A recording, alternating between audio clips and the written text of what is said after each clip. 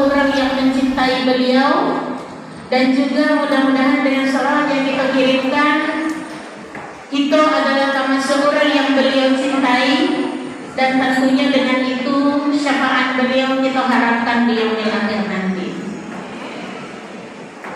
Hadirin wal hadirat yang kami hormati, pada kesempatan ini seketik kita saling mengingatkan tentang momen yang kita laksanakan pada hari ini adalah acara santunan anak yatim. Sama-sama kita mengingatkan betul-betul ada beberapa hal yang mungkin perlu kita benahi bersama, atau pemahaman kita yang perlu kita luruskan terkait dengan acara santunan dan hal-hal yang berhubungan dengan anak yatim.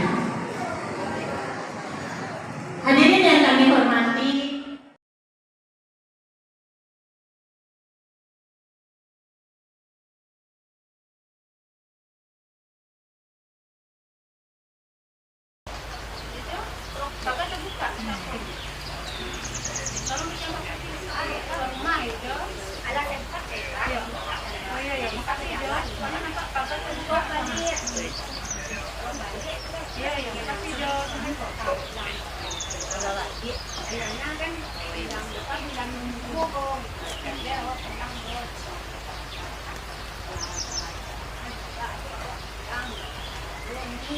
janji kan